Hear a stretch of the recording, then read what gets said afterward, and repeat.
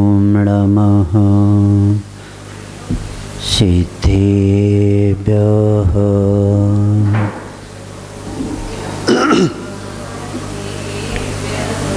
ॐ नमः सिद्धेभ्यः।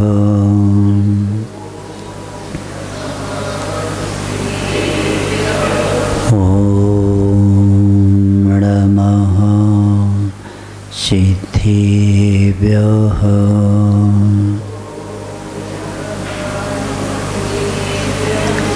षडवो अरिहन्ताणम्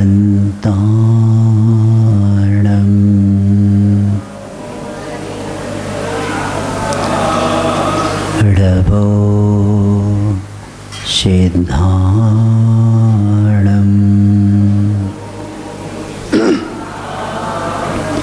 षडवो आयर्याणम्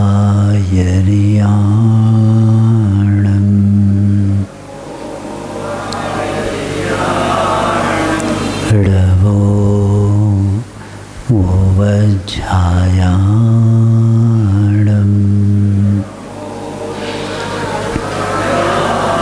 षडवो लोये सवसाहूनम्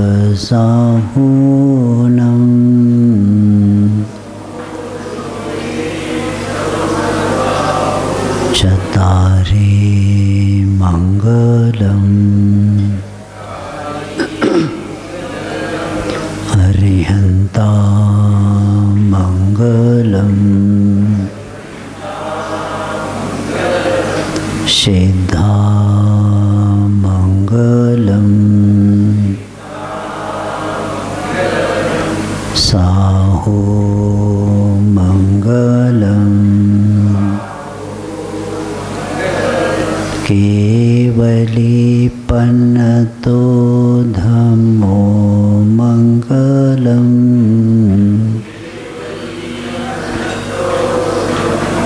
चतारे लोगोत्तमा अरिहन्ता लोगोत्तमा सिद्धा लोगोत्तमा साहो लोगोत्तमा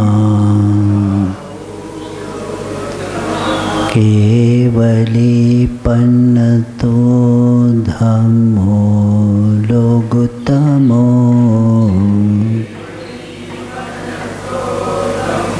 चतारे शरणं पवजामि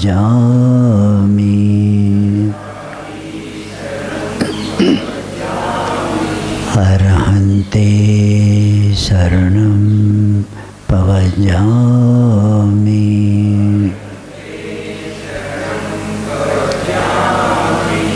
सिद्धे शरणं पवजामि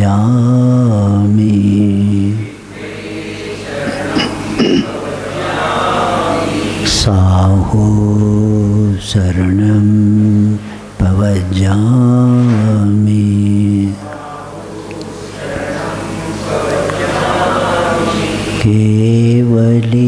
केवलीपन्नतं धम्मं शरणं पवजामि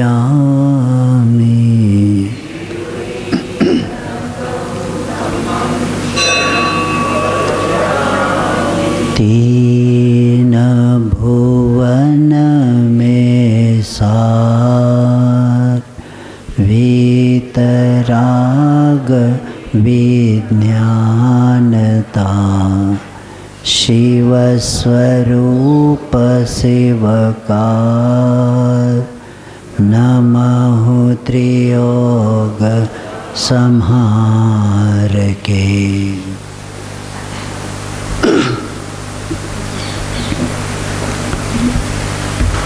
अनंतकालीन इस संसार में हर व्यक्ति कर्म से प्रेरित होते हुए गति से गत्यांतर को प्राप्त होता रहता है। और जिस गति में जाता है उस गति के पर्याय के साथ संबंध जुड़ती ही उस पर्याय को ही अपना परिचय का स्थान बनाता है। लेकिन ज्ञान के अभाव में अपने को जड़ के साथ जोड़ के और अनंत संसार को बढ़ा देता है।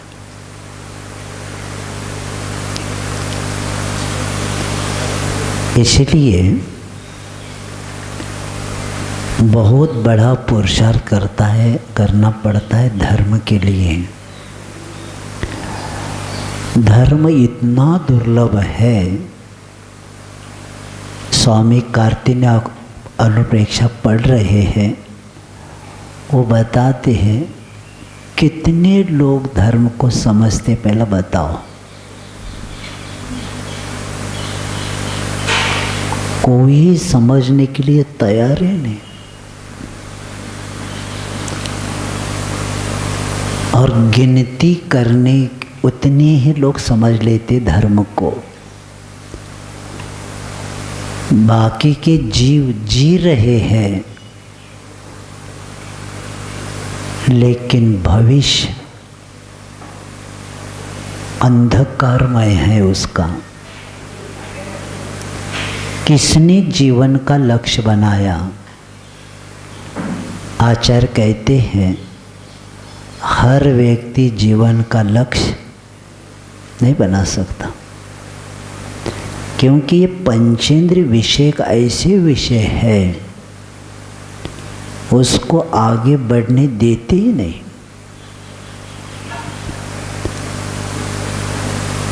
और वो संस्कार दुर्संस्कार दुर्गति के लिए और ही लेके जाता है। पहले का लोगों का जीवन का लक्ष्य निर्वाण और उसके अनुसार निर्माण करते थे, यानी आत्मविकास। और अभी की संसारिक का लक्ष्य निर्वाह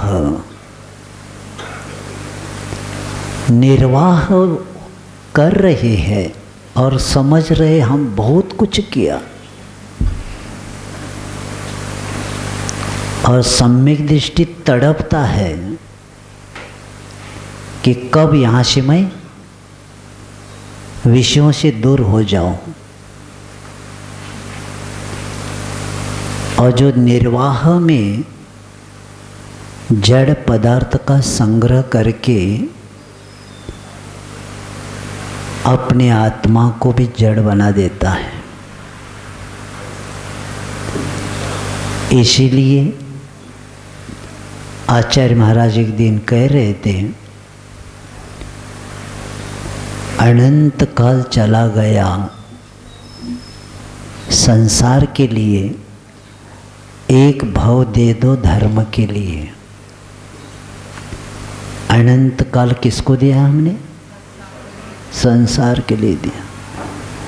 एक भव भी हमने धर्म के लिए नहीं दिया। तो हम सुबह मुझे चिंतन हुआ कि कई लोग बीमार होते ना, वो अगर दवाई ठीक नहीं है तो डॉक्टर को चेंज कर देते हैं। नहीं तो डॉक्टर को कह देते, डॉक्टर साहब ये ठीक नहीं, चेंज कर रहा, नहीं तो मैं ही चेंज करता हूँ। उसके आगे का और एक उदाहरण याद आया। 4 भिखारी चौगड्डा में खड़े हैं, तो 1-2 भिखारी दूसरी जगह जा रहे थे, तो वो एक भिखारी करता है उधर मत जाना, उस मोहल्ले में देते ही नहीं अपने को। तो एक भिखारी दूसरे भिखारी को बताता है कि उस मोहल्ले में नहीं जाना, इस मोहल्ले में जाएंगे तो भीख मिलती है। जब भिखारी भी मोहल्ला चेंज कर सकता है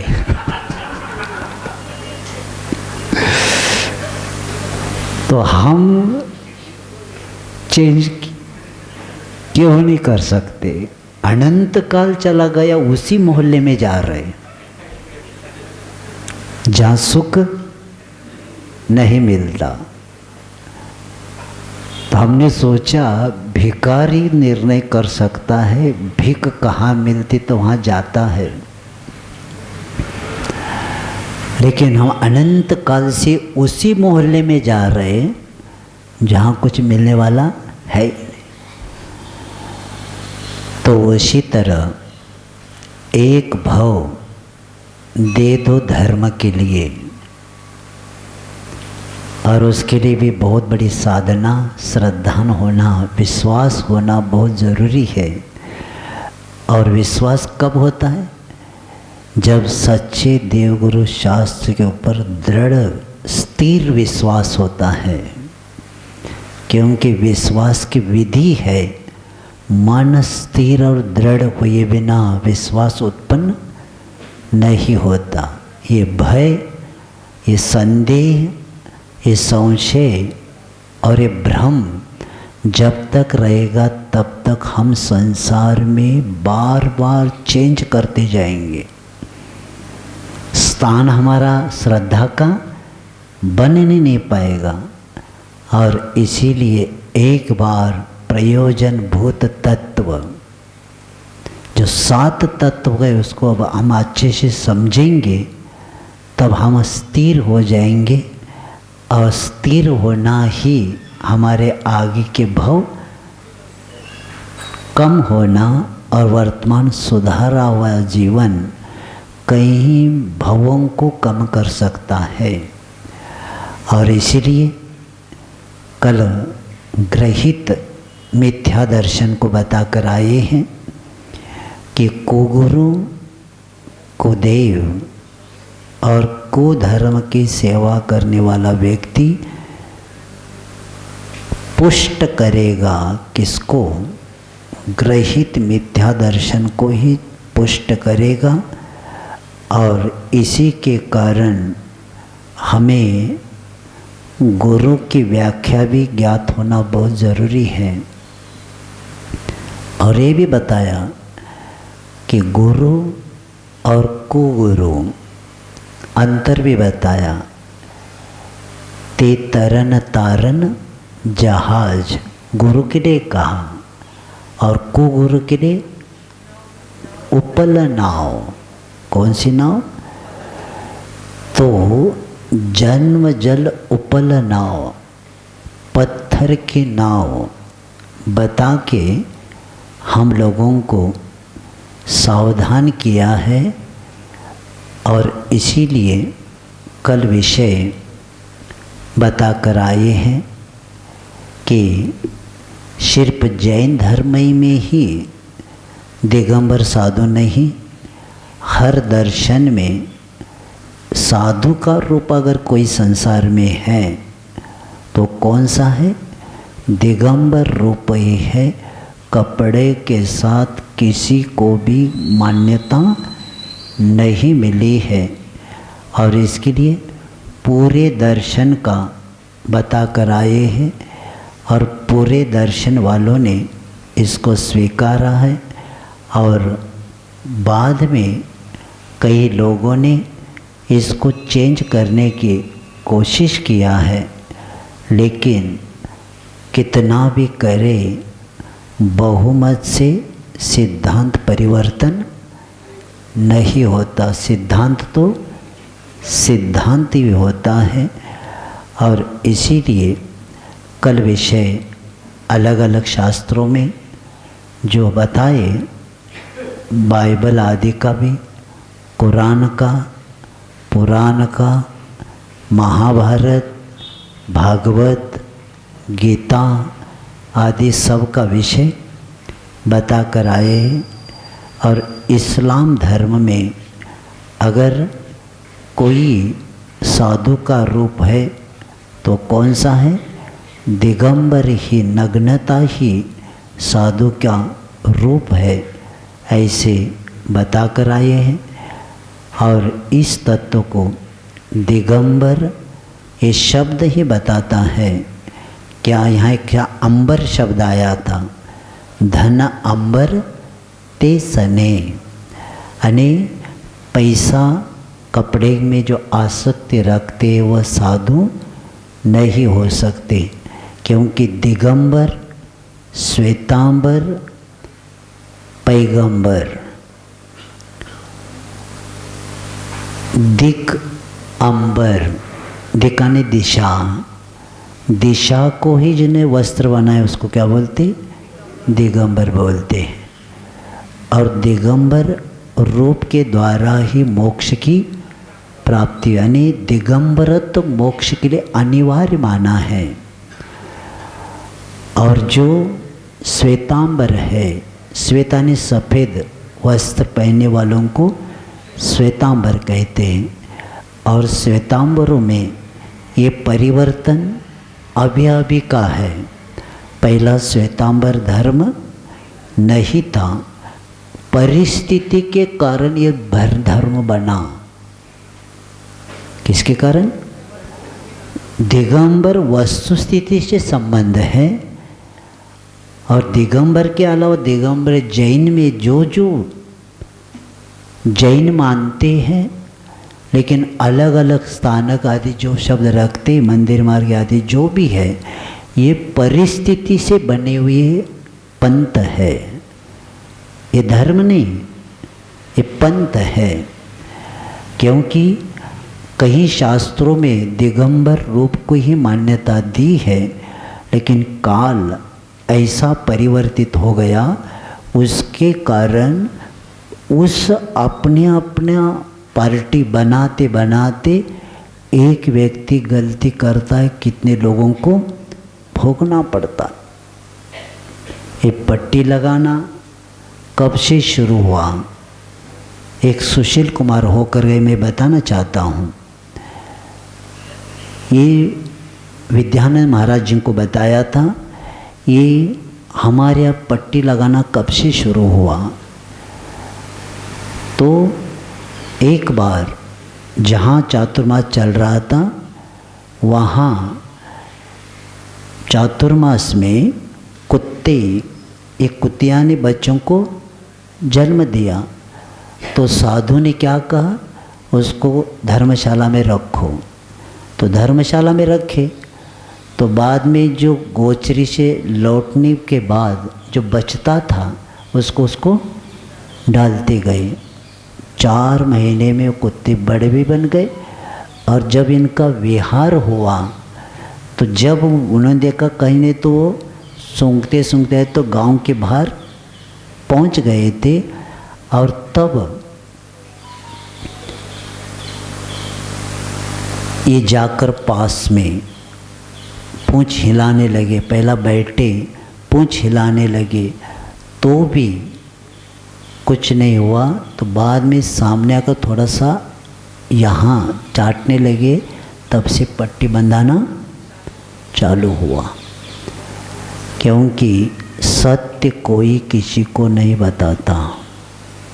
दिगंबर के अलावा अन्य पंथ में स्वाध्याय के लिए मना किया है। अगर वो स्वाध्याय करेंगे तो सत्य को जान लेंगे। और कोई शास्त्र को मानता है, देवगुरु को नहीं मानता। कोई गुरु को, देव को मानता है, गुरु को नहीं मानता। कई लोग देव और गुरु को नहीं मानते, शास्त्र को मानते। ऐसे करके परिस्थिति के अनुसार ये अलग अलग सब पंथ निकल गए। लेकिन सत्य, अनादिकाल का सत्य आदिनाथ भगवान से लेके इतिहास कौन जानता है? ये कब शुरू होगा? सबका इतिहास पढ़ना चाहिए। क्योंकि दिगंबरों को इतना महत्व था कि जैसे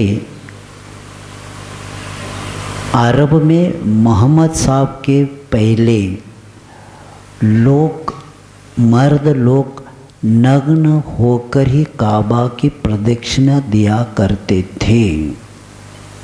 काबा मुस्लिमों का पवित्र स्थान है और वहाँ ये मोहम्मद साहब के पहले लोग क्या करते थे कि नग्न होकर ही काबा की प्रदक्षिणा दिया करते थे। और शास्त्र का नाम भी दिया है, पेज नंबर दिया है कहाँ कहाँ होता था। लेकिन भौतिकता का प्रभाव पड़ता गया।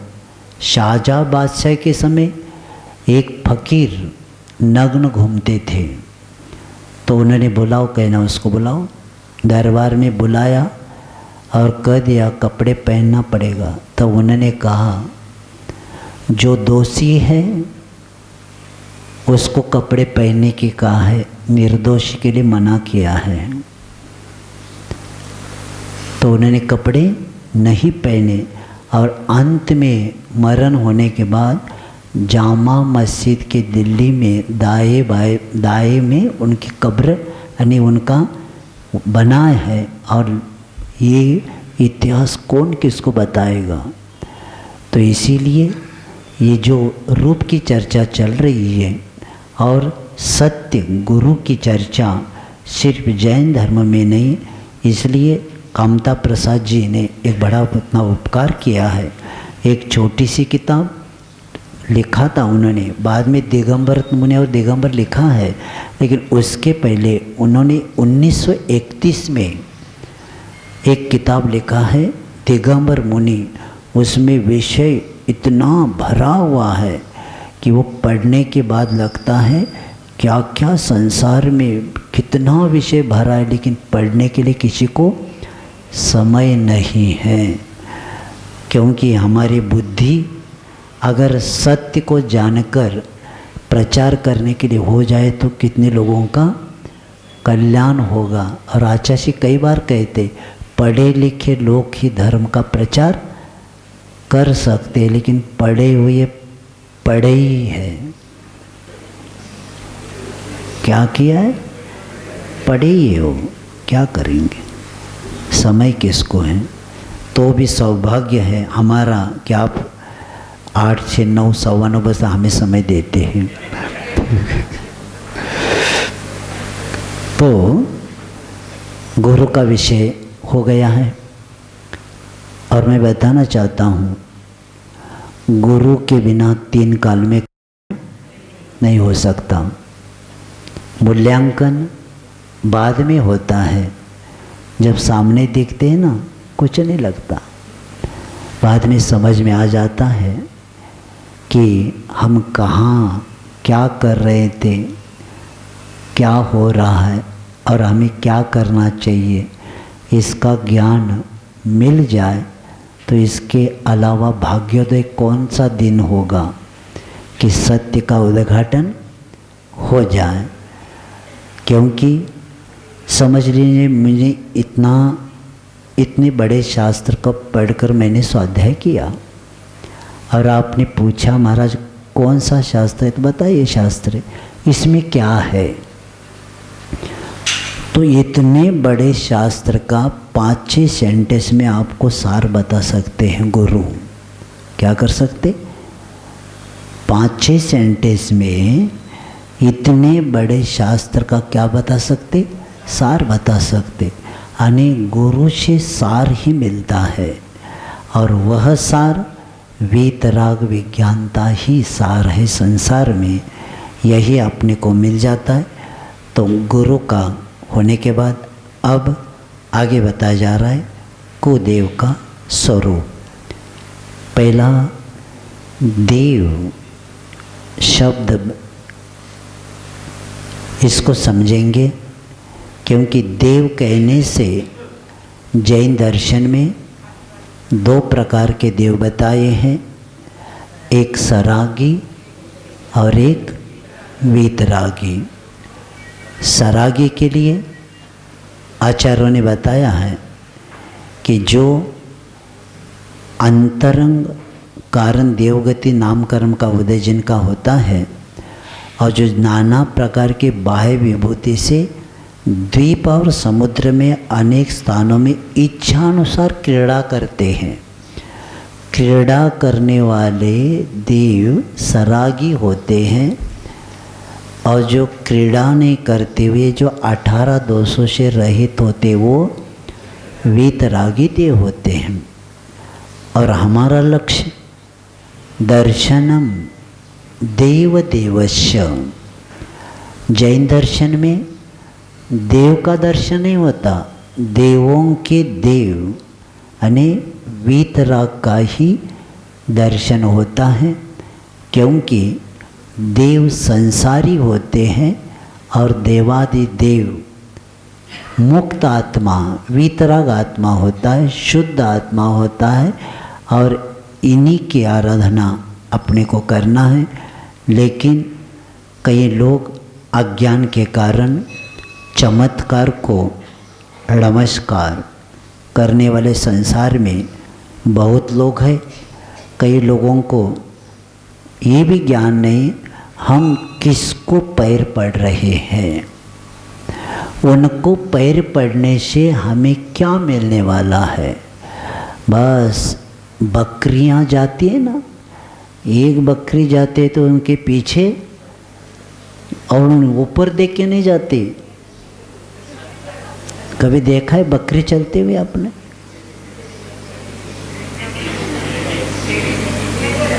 कभी फोटो मुझे दिखाना बकरियां ऊपर देखते हुए, सदा नीचे ही देखते। सामने वाली जो जा रहे हैं ना उसके पीछे रहना, सामने वाले गड्ढे में गिर गया तो धड़ाधड़ गिर जाते। तो उसी तरह संसार में एक कोई कहाँ चमत्कार समझ के चला गया तो धड़ाधड़ उनके पीछे। और क्या होता है, 100 लोग गए, 2 लोगों का काम हो गया पूर्व कर्म के कारण,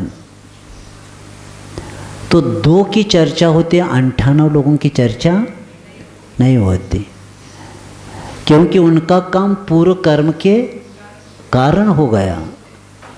लेकिन वो कहता है मैं जब वहाँ गया तब से मेरा काम हो गया। तो दोनों ने अपना प्रचार किया और 98 लोग शांत बैठ गए। अब कभी चमत्कार हो गया तो हो जाएगा। तो इसीलिए संबंधबद्ध आचार्य कहते हैं कि परीक्षा किए बिना किसी का दर्शन नहीं करना चाहिए, क्योंकि इसका मूल्य कब है, वो मूल्य का उदाहरण तुरंत संबंधबद्ध आचार्य सामने आ जाते हैं।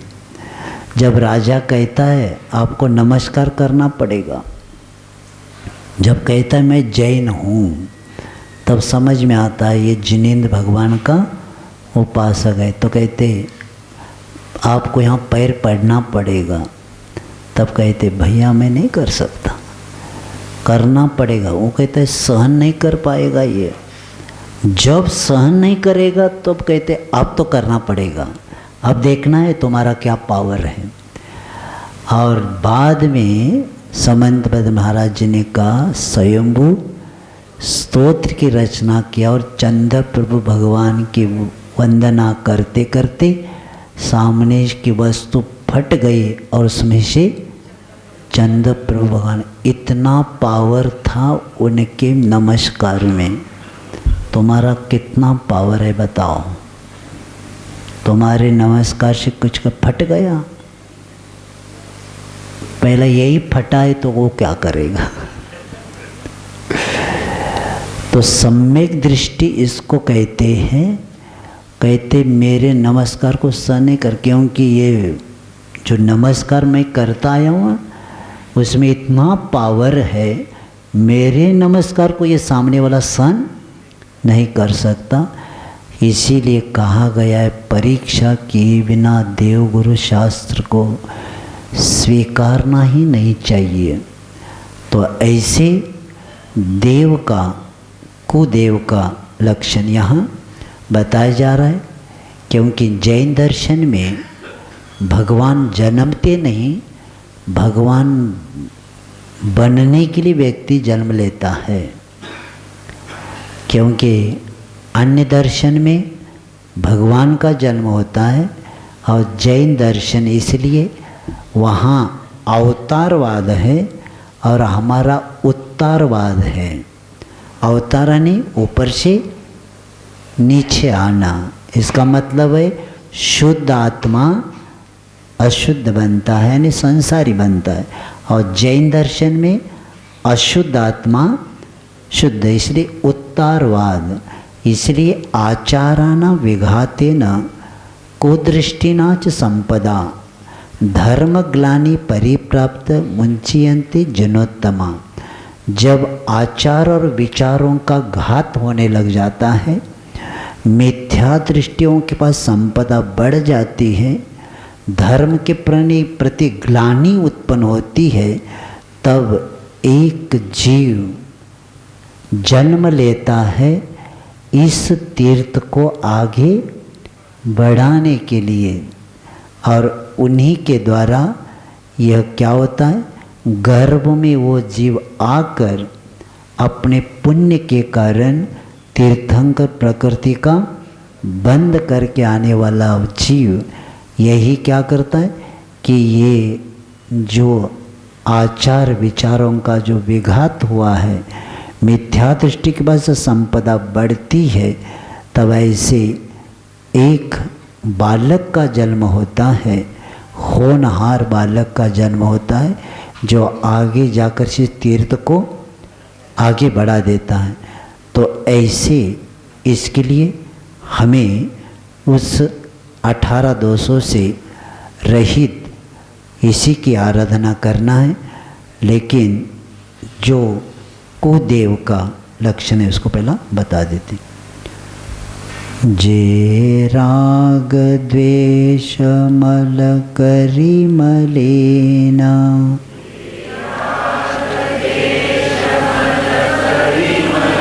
वनिता गदादिजुत छिन्न चेना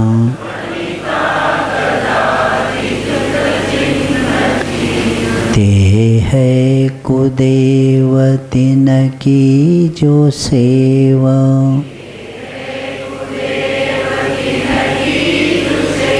षट करतन तिन भव भ्रमण छेव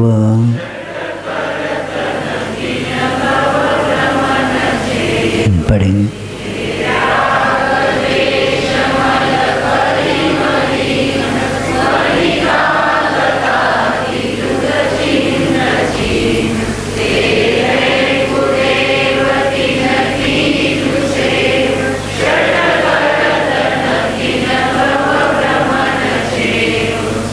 राग और द्वेष यही संसार का कारण है।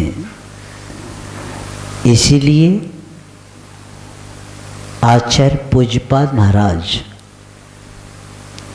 संसार में जीव किस तरह घूमता है ये बताते हुए इष्टोपदेश में कहते हैं कि राग द्वेष द्वयी दीर्घ नेत्राकर्षण कर्मणा आज्ञानव सुचिरन जीव संसाराप्तु भ्रमत सो। अने राग द्वेष यह जीव संसारी प्राणी संसार समुद्र में अज्ञानता से अनादिकाल से राग और द्वेष दो डोरियों से क्या करता है, घुमाई जाती हुई मथाने की तरह घूम रहा है। अब देव समझ के किसी के पास गया और वही राग द्वेष है तो हमारा कल्याण क्या करेंगे, क्योंकि राग द्वेष अज्ञानी करता है, ज्ञानी नहीं करता। तो इसीलिए यहाँ बताया जा रहा है कि राग और द्वेष यही इस मल से जो मलिन है, ऐसी आत्मा जो राग द्वेष है तो स्त्री आएगी, और स्त्री और शस्त्र से सहित चिन्ह से जो पहचाने जाते हैं ते खोटे देव हैं। इसलिए हमें पाठशाला में बचपन में देवगुरु शास्त्र ने शब्द रखा था, सच्चे। क्या सिखाया हमें? सच्चे देव, सच्चे गुरु, सच्चे शास्त्र का श्रद्धान करो। और उस पाठ का भी नाम था सच्चे देव गुरु शास्त्र। इसका मतलब है झूठे भी खोटे भी क्या रहते? देव शास्त्र गुरु रह सकते। छोटा बच्चा भी बताता है। तो इसीलिए हमें वनिता आदि और शस्त्र से सहित पहचाने जाते हैं, वे खोटे देव हैं। और जो शट, जो अज्ञानी मूर्ख, उनकी क्या करता है? सेवा करता है। और सेवा करके क्या मिलता है उसका? उनका 3 भव भ्रमण छेव न, यानी उनका संसार में भटकने का अंत नहीं होता। इसलिए नहीं होता, जो है उसी का दान होता है। क्या कहा? जो होता है उसी का दान होता है। अज्ञानी की उपासना करेंगे तो अज्ञान ही मिलेगा। इसलिए इष्टोपदेश में बताए ना, अज्ञानोपास्तिरम ज्ञानम, ज्ञानम ज्ञानी समाश्रयम ददाति यत् यस्याति सुप्रसिद्ध मिदम वच। यानी अज्ञानी की उपासना करना अज्ञान मिलेगा, अज्ञानी की सेवा करेंगे तो अज्ञान का मेवा मिलेगा। और संगति अज्ञानी की करेंगे तो अज्ञान ही मिलेगा, ज्ञान मिलेगा नहीं। दुखी आत्मा की संगति करने से कभी सुख मिला है क्या? भूखे के पास रोटी मांगने से क्या मिलेगा? निर्धन के पास धन मांगने से क्या मिलेगा? तो इसीलिए कहते हैं कि सुखी आत्मा संसार, क्योंकि सुख हम ढूंढ रहे। हर व्यक्ति क्या कर रहा है? सुख ढूंढ रहे हैं। और कई लोग देव कहते कि मेरे पास आओ मैं सुख दूंगा। और हमारे अनादिकाल की परंपरा में बताया है कि सुख खोजो नहीं खोदो। क्या है? सुख खोजो नहीं खोदो। खोजना भार होता है, खोदना अंतर होता है। क्योंकि उन्होंने बताया सुख कहाँ है, सुख यहाँ है। लेकिन उन्होंने कह दिया मेरे पास आ जाओ मैं आपको सुखी करूँगा। जो कहता है मेरे पास आओ सुखी करो, वही दुखी है। हमने एक उदाहरण बताया था ना कि एक डॉक्टर के पास गए, सिर दर्द है। वो कहता मेरा सिर दर्द पहले कम होने दो, बाद में आपका। नहीं तो चश्मा का भी बताया था। वो जाता है, डॉक्टर साहब मुझे 2 व्यक्ति दिखते हैं। तो उन्होंने कहा पहले 3 अंदर क्यों आए पहले बताओ। इसका मतलब क्या है? हमें 2 दिखते थे, डॉक्टर को 3 दिखते थे। तो क्या हमारा चेक करेगा? यानी जो हमारी बीमारी है वही सामने वाले की बीमारी हो तो हमारा ठीक थोड़ी करेगा। उसी तरह हम दुखी है, सामने वाले वो भी दुखी है, तो कहाँ से हमें सुखी करेगा?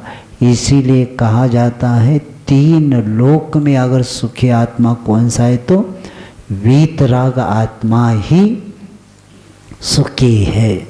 लेकिन इसका ज्ञान नहीं होने के कारण चमत्कार को नमस्कार करने वाले हम लोग, इसीलिए तो हमारा चैतन्य चमत्कार नहीं हो रहा है, तो इसलिए यहाँ बताया जा रहा है कि स्त्री जिसके पास है वो हमें, वो जहाँ स्त्री आई है वो गृहस्थ बन जाता है।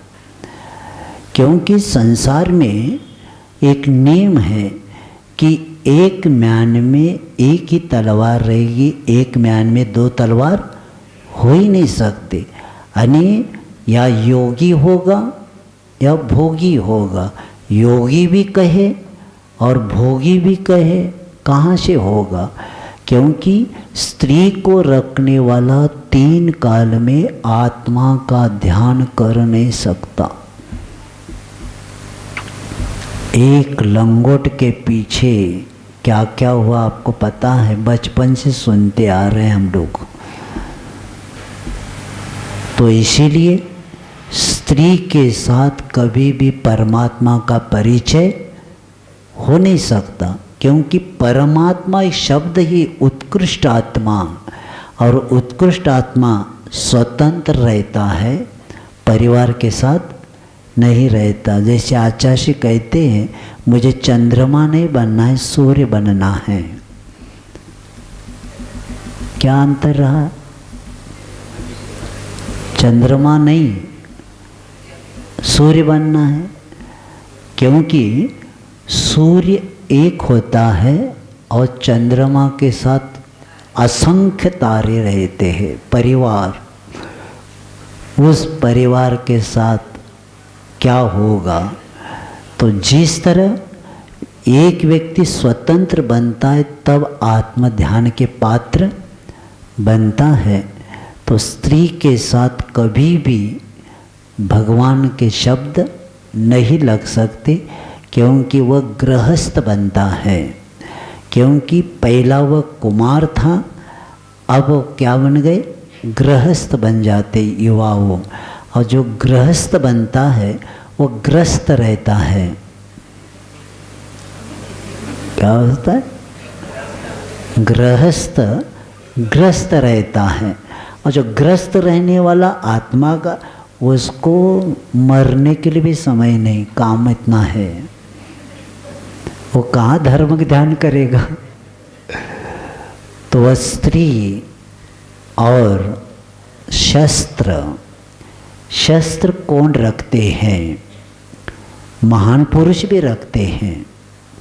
युद्ध के लिए, अन्याय के विरुद्ध लड़ने के लिए क्षत्रिय हमारे जितने राज्य होकर गए, प्रत्येक के पास चक्रवर्ती पद कई लोगों ने प्राप्त किया था, और कई बड़े बड़े क्षत्रिय राजाओं ने अन्याय के विरुद्ध लड़ने के लिए क्या किया था? शस्त्र लिया था। लेकिन इस शस्त्र को रखने वाला व्यक्ति ये अन्याय के लिए रखा, इसलिए उनको हम क्या करते हैं? क्षत्रिय कहते। लेकिन जो भगवान होकर शस्त्र किस लिए रखते हैं, ये प्रश्न सामने आता है। क्योंकि मेरी भावना में हम बोलते हैं जिसने राग द्वेष कामादिक जित जान लिया, सब जीवों को मोक्ष मार्ग का निष्प्रह उपदेश दिया। बुद्ध वीर जिन हरि हरि ब्रह्मा, या उसको स्वाधीन को भक्ति भाव से प्रेरित हुए, चित्त उसी में लीन रहो। यानी जो राग द्वेष और काम विषय वासना आदि जिनकी नष्ट हुई और मोक्ष मार्ग का निष्प्रता से जो उपदेश देते हैं, वो कोई भी बुद्ध वीर हरिहर ब्रह्मा कोई भी हो, हमें नाम से मतलब नहीं, राग द्वेष रहित वो क्या होना चाहिए। और ऐसे, क्योंकि शस्त्र हाथ में लेना भी महान यानी त्यागियों के लिए भी दोष बताया है। और कामादि का, जैसे पेपर आदि में स्त्री का चित्र है तो भी उसको स्पर्श करने के लिए मना किया गया है। और यहाँ तक कि अपने परिणामों को ठीक रखने के लिए, विशुद्ध बढ़ाने के लिए अपने परिणाम जहाँ बिगड़ने की संभावना है उससे दूर रहने के लिए कहा है। इसीलिए शस्त्र भी, मैं एक विषय बताता हूँ, गुरु महाराज जी के इतने उपकार है अपने ऊपर। साल में एक बार ब्लेड पान और कैंची लेना पड़ता था हम लोगों के लिए, पिंछी बनाने के लिए। पहला पंख आते थे, डोरी आती थी और डंडी आती थी, और खुद बनाते एक साल में बनाना पड़ता था वो कट करने के लिए। तो एक बार गुरु महाराज ने कहा, इतने 364 दिन हम आचरण पालते हैं और एक दिन हाथ में शस्त्र क्यों लेना? ये बनाने का काम हमारा नहीं, क्योंकि श्रावक का काम है। तब से हाथ में ब्लेड पान लेना और कैंची लेना भी छोड़ दिया, क्योंकि अपना वो काम अनेक। महाराज जी देखो कहाँ कहाँ तक सोचते हैं। अनेक इतना आचरण करते समय एक दिन शस्त्र हाथ में क्यों लेना, कैंची आदि, ये भी अपने लिए क्या है? दोष है। इतना जब गुरु ने जब सबके लिए मना किया तो हम भी सोचते हैं कि गुरु हमारे बारे में कहाँ कहाँ सोचते हैं। निर्दोष चर्या कैसी रहे, क्योंकि ये शस्त्र ही हमें बताता है ये राग द्वेष का ही निमित्त होता है। क्योंकि जिसके पास राग द्वेष होता है वही तो शस्त्र को स्पर्श करता है, और तब से हमारा सौभाग्य है कि हम लोगों को उसके बाद कभी छूना भी नहीं पड़ा। तो ये जब साधु स्पर्श नहीं कर सकता, और धन का भी विषय आया था एक बार के अमरकंटक में, आपके रिजर्व बैंक के द्वारा नोट 500 1000 की कुछ आई थी, नहीं 1000 के 2000 की। तब सब भक्ति के बाद बैठे थे और एक व्यक्ति ने कह दिया कि अच्छा सी एक चलन में नई नोट आ गई 2000 की। तो दिखाने लगे तो आचार्य दूर से देख रहे थे दोनों तरफ से क्या क्या चेंज किया है उन्होंने।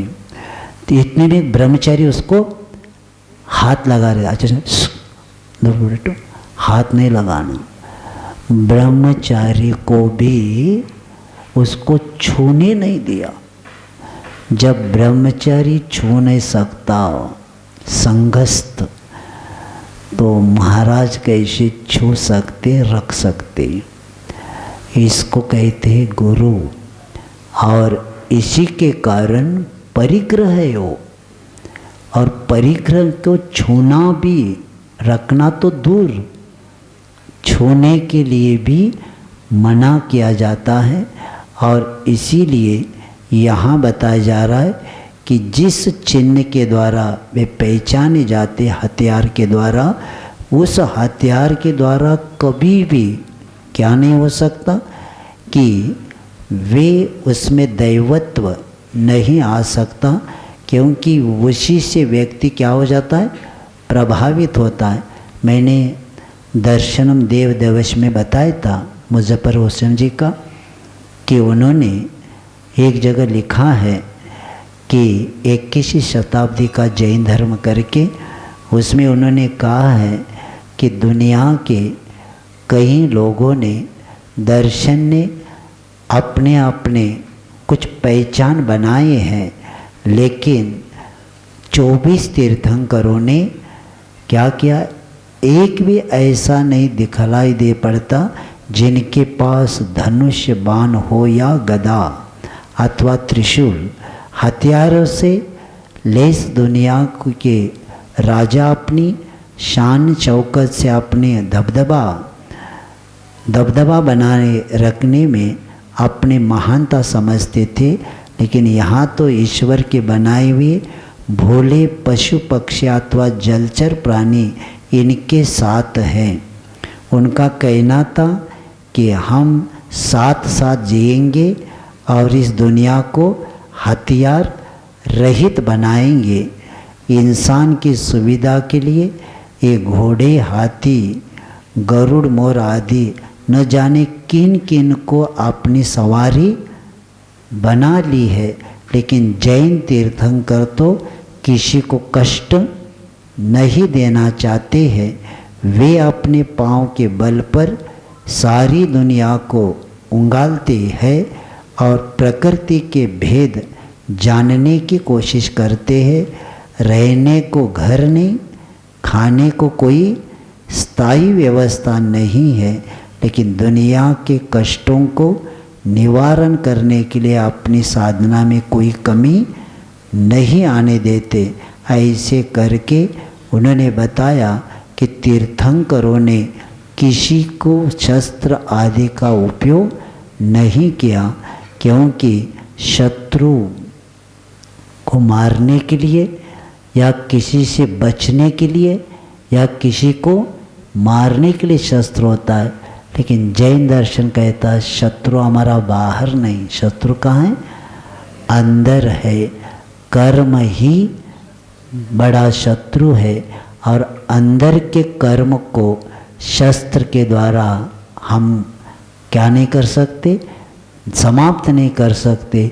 उसके लिए रत्नत्रय रूपी ये जो रत्नत्रय रूपी जो धर्म है, उसी धर्म के द्वारा अधर्म जो कर्म है उसको क्या कर सकते, हम नष्ट कर सकते।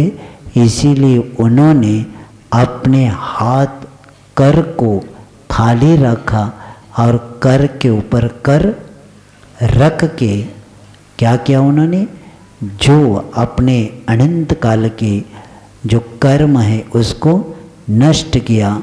क्योंकि निर्विकार मुद्रा ही वीतरागता को प्राप्त कर सकती है और इसीलिए शत्रुता का मूल कारण क्रोध है और उसका क्षय होने के कारण शस्त्र आदि से कोई उनका प्रयोजन नहीं रहा। और स्वावलंबी होने से उन्होंने वस्त्र आदि का भी त्याग कर दिया, क्योंकि जो स्वावलंबी होता है वो बाहर किसी का भी सहारा नहीं लेता। इसीलिए ऐसे वीतराग प्रतिमा के बारे में जब हम भगवान के पास जाते हैं तब उनके दर्शन करते ही आत्मदर्शन की यात्रा प्रारंभ हो जाती है। लेकिन जिनके पास जाने के बाद उनका वह चमक, उनका वह आनंद जो भी है वह देख के हम प्रभावित हो जाते और मन स्थिर नहीं हो पाता। इसीलिए यहाँ बताया है कि ऐसे लोगों की सेवा करने से, दुखी आत्मा की सेवा करने से, अज्ञानी की सेवा करने से हमारा संसार भ्रमण का अंत नहीं होता। इसीलिए राग द्वेष आदि 18 दोष रूपी मद से मलिन और जिनकी पहचान स्त्री आदि के द्वारा होता है तो उनको हम कैसे परमात्मा कहेंगे। और ऐसे लोगों की सेवा करने का फल अपने संसार भ्रमण का ही कारण है और इससे हमें बचना है। तो देव, अदेव, कुदेव और देवादिदेव, देव की व्याख्या बता कर आए, क्रीड़ा आदि करने वाले।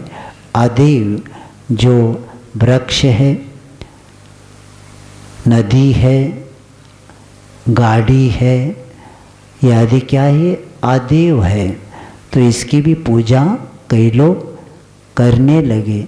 नदी आ गई तो ऐसा करके पैसा भी फेंक दिया, हमारा रिजर्व बैंक को डुबा दिया आपने।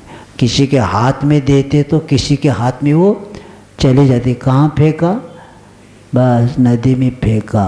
और वहाँ क्या है, वो फेंकने से क्या होता है, लेकिन आदत, पूर्व संस्कार, अनादि संबंधे च यही चलता है, पैर भी पड़ना और पैसे भी फेंकना। उसके कारण व्यक्ति किसको किसको पूजता है। अब हेनरी फोर्ड ने अपनी गाड़ी को, अपने फैक्ट्री को में एक भी गाड़ी को पूजा नहीं, हेनरी फोर्ट गाड़ी वाला मालिक, वो कभी अपने एक भी गाड़ी को पूजा नहीं, और एक गाड़ी हम लाते तो ऐसा पैर पड़ते हैं कि अब क्या, आंखें बंद करके पैर पड़ते कि कभी कभी बिना पेट्रोल का हो तो भी यहाँ तक लाना हमें, और कभी कभी ज़्यादा पी लिया तो भी मेरे घर तक लाना बेटा। क्या हो गया, जड़ वस्तु को क्या क्या करने लगे। इसको बोलते अदेव। और दीपावली को भी पूजन करने लगे। इधर तो महावीर भगवान को सुबह क्या किया, 5:58 पर निर्वाण लाडू चढ़ाया, मोक्ष लक्ष्मी पूजा भी किया, और दोपहर को गंधर्व, उनको क्या हुआ था, केवल ज्ञान की प्राप्ति हुई थी, तो इसलिए दीपक भी लगाया।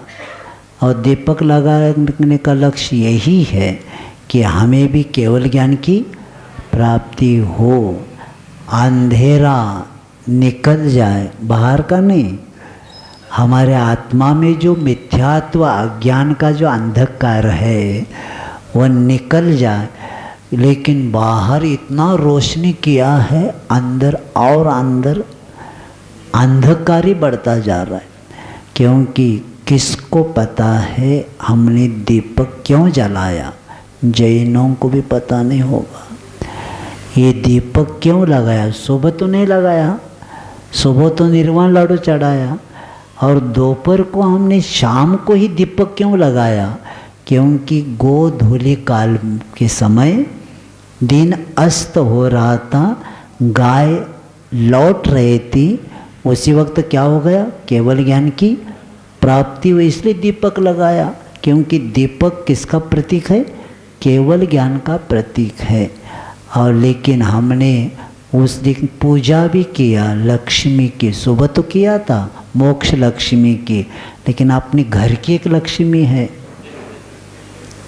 हमने पूर्वज पूजते आए उस कौन से नए पुराने कुछ नाना होता है, सिक्के, और कई सोना भी होता है। और इधर तो कहते हैं कि पूजा होने के बाद निर्मल होता है। मंदिर में द्रव्य चढ़ाया तो क्या बन गया, निर्मल हुआ। अब वो कलशा के लिए चैन डाला,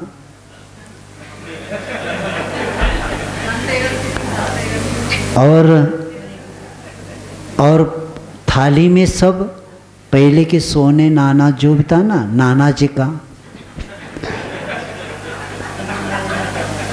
वो सब निकाला, उसको धो लिया और उसकी भी पूजा। अब पूजा किया तो निर्मल हो गया, अब ले नहीं सकते, अब दोष लगेगा निर्मल खाने का। अब कहाँ देना पड़ेगा, मंदिर जी में दान पेटी को दे दो। ऐसे ट्रस्टी भी कहेंगे बहुत अच्छा है, महाराज आए तब से हमें बहुत कुछ मिला। महाराज ने निर्मल का तो सब लोगों ने मंदिर में ला कर दिया, क्योंकि देखो उसकी पूजा हो गई तो आप ले नहीं सकते। इसीलिए केवल ज्ञान की पूजा करने के लिए अपने गंधर्व स्वामी की पूजा किया, और शाम इस पूजा में इनको क्यों पूजा पता ही नहीं अपने को। किसी को पूछा जाए क्यों पूजे, आमची परंपरा है। भैया पहले लोगों को ज्ञान नहीं था, आप पढ़े लिखे, हाँ हम सब पूर्वज का खोड़ो होता का है, हमारे पूर्वज क्या आड़ा नहीं थे क्या, उनकी परंपरा हम तो चलाएंगे। और वही पैसा कई सालों से पूजते आ रहे और तिजोरी में रखते भी आ रहे हैं। और एक नियम है, निर्मल का प्रभाव अलग रहता ही है। तो इसीलिए हमें मोक्ष लक्ष्मी की पूजा करते हैं, इसको बोलते हैं अदेव। इसको क्या बोलते, अदेव बोलते हैं। धन आदि का क्या करना, पूजन करना, ये दोष में आ जाता है। और ऐसे देव, अदेव, कुदेव और देवादिदेव और भी विषय, जैसे यहाँ भी विषय आया था तो आप कहेंगे शस्त्र आदि के द्वारा कुदेव में थोड़ा सा भ्रम न हो जाए, क्योंकि हमारे मर्यादा पुरुषोत्तम रामचंद्र जी आदि वनवास आदि में जाना पड़ा। क्षत्रिय महान मर्यादा पुरुषोत्तम पुरुष, उनके पास भी शस्त्र था, तो इनको किस में लेना, इनको महापुरुष में ही लेना है अपने को। इसलिए लेना है क्योंकि हम भी उनको पूजते हैं। कब पूजते हैं? राम हनु सुग्रीव गव गवाक्ष नील महानील नव नवादि कोडियो तुंगी गिरे निवेदे वंदे। निर्वाण कांड में आता है कि रामचंद्र जी, हनुमान जी, सुग्रीव, गव गवाक्ष, नील, महानील आदि इनको में हम पूजते हैं, क्योंकि इन्होंने भी रत्नत्रय को प्राप्त करके मांगी तुंगी से मोक्ष को प्राप्त किया है। भगवान महावीर घर में 30 साल घर में थे, लेकिन हमने उनका अर्घ्य नहीं चढ़ाया। कब चढ़ाया? जब उन्हें घर का त्याग करके रत्नत्रय को प्राप्त किया, तब हमने पूजा शुरू किया। क्योंकि जैन धर्म में रत्नत्रय के साथ ही पूजा होती, उसके पहले पूजा नहीं होती। महावीर भगवान हो या ऋषभ देव हो, हमने उनको गृहस्थ आश्रम में कभी भी अर्घ्य नहीं चढ़ाया। जब उस पद को प्राप्त करें, क्योंकि हम